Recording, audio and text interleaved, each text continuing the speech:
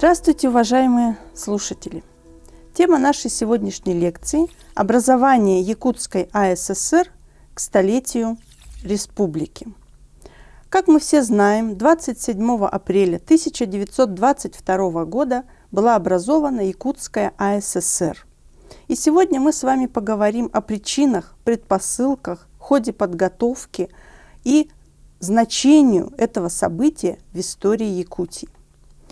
Начнем с того, что представляла собой Якутия накануне образования ЯССР. В начале XX века Якутская область представляла собой крайне удаленную национальную окраину Российской империи. Примерно треть территории Сибири занимала Якутская область. При этом население ее составляло всего 260 тысяч. Крайне неразвитой была социальная сфера. На всю Якутскую область в 1917 году было 12 врачей. Уровень грамотности населения составлял 4%. Вот такой была Якутская область в начале XX века. Переломным в истории народов России, Якутии стал, конечно, 1917 год. Получив известие о падении монархии в России, именно политически ссыльные, а Якутия всегда была местом ссылки, отстранили от власти царскую администрацию и создали органы революционной власти.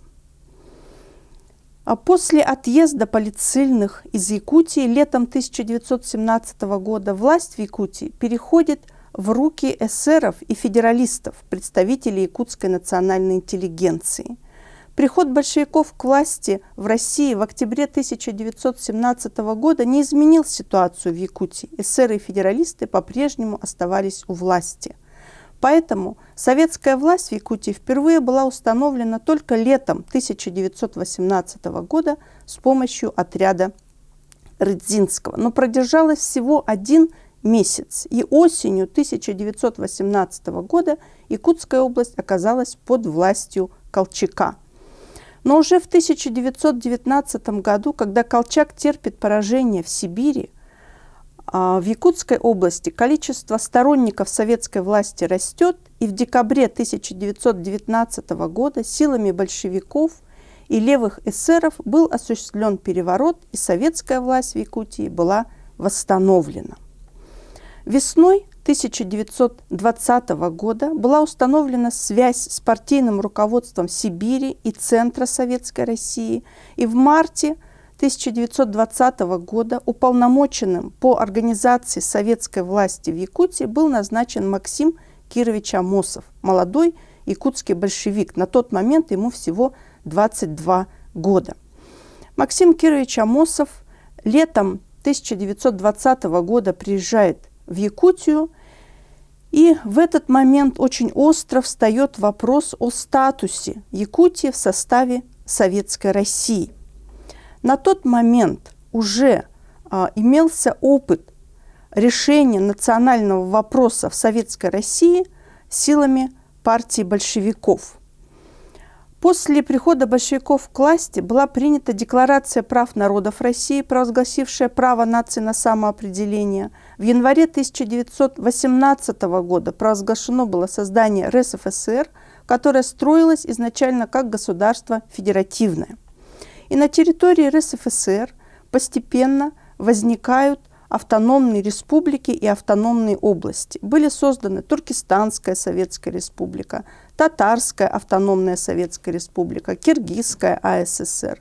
И, конечно же, в таких условиях якутские большевики не могли не поставить вопрос о создании якутской автономии. Началась подготовка к образованию Якутской АССР. Еще в декабре 1920 года делегаты 8-го съезда Советов Виленский, Сибиряков и Оржаков поставили в Наркомнатце вопрос об автономии для Якутии. И тогда сообщили Амосову, что в принципе Наркомнатц не возражает против создания якутской автономии, но инициатива должна исходить от губернских органов партии. В то время в губернском бюро РКПБ не все поддерживали идею автономии, опасаясь, что создание автономии в основном это идея национальной интеллигенции, которая хочет обособиться от советской России. Но молодые якутские большевики настаивали на том, что автономия для Якутии – это необходимо, это та задача, которая должна быть решена в первую очередь. В марте 1921 года проходит 10-й съезд РКПБ. Возвращаясь со съезда, якутские большевики Аюнский, Барахов, Агеев поставили вопрос о создании якутской автономии перед СИП-бюро партии. Но СИП-бюро не решилось сразу же решить эту задачу и передало вопрос в ЦК. В то же время, в апреле 1921 года Максим Кирович Амосов обратился с письмом в Наркомнац на имя Сталина, где говорил, что создание национальной автономии – это главнейшая задача для Якутии, потому что ширится и растет повстанческое движение. Для того, чтобы привлечь на сторону советской власти национальную интеллигенцию, население Якутии, необходимо создание автономии. После этого летом 1921 года Максим Кирович Амосов приезжает в Якутию, и вопрос об автономии рассматривается на губернском партийном совещании. Именно усилиями Максима Кировича Амосова губернское партийное совещание поддержало идею автономии буквально небольшим перевесом голосов. 29 человек проголосовали «за», 21 против и 2 человека воздержались.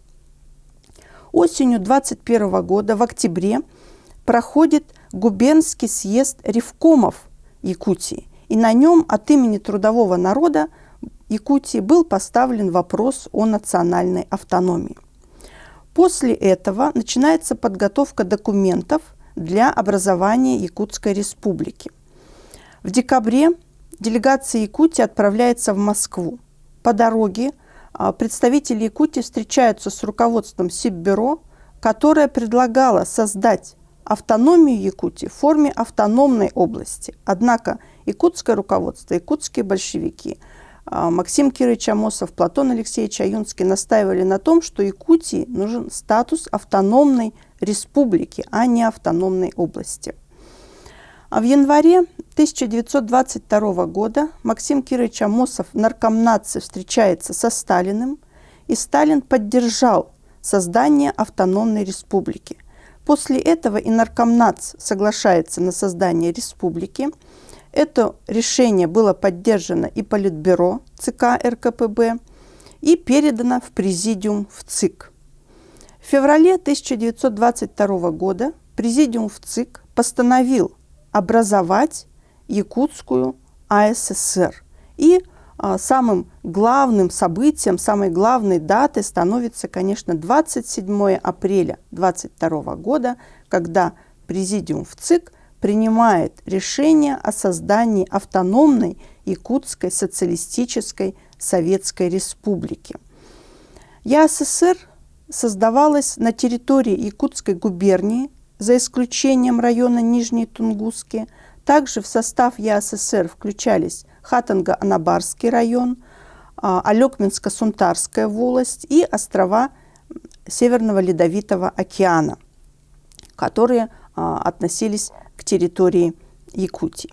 Таким образом, 27 апреля 1922 года было провозглашено образование Якутской АССР. Первым председателем Совета народных комиссаров, первым председателем первого советского правительства Якутии становится Платон Алексеевич Аюнский. Нужно отметить, что образование Якутской АССР происходило в тяжелейших условиях гражданской войны. С сентября 1921 года территория Якутии стала ареной вооруженного противостояния между белыми и красными. Ширилось повстанческое движение. В то время, когда создавалась ЯССР, Якутский уезд находились на военном положении. К городу Якутску подошли уже противники советской власти. Вот в таких тяжелейших условиях, в условиях братоубийственной гражданской войны, шло образование Якутской АССР.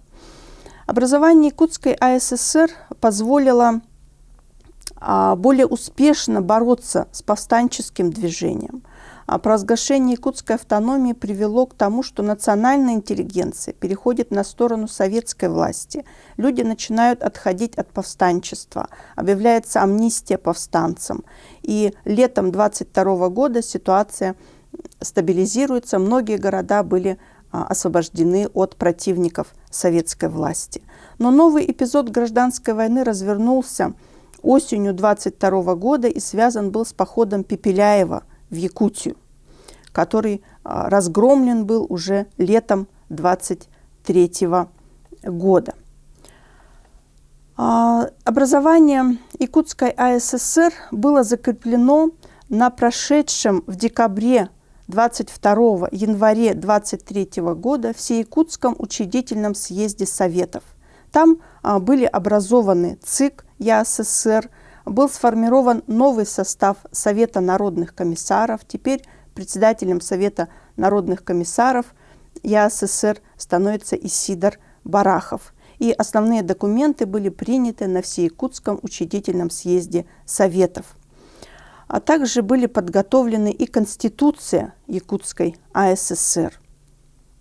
Образование Якутской АССР имеет огромное значение. Его можно назвать главным событием истории Якутии XX века.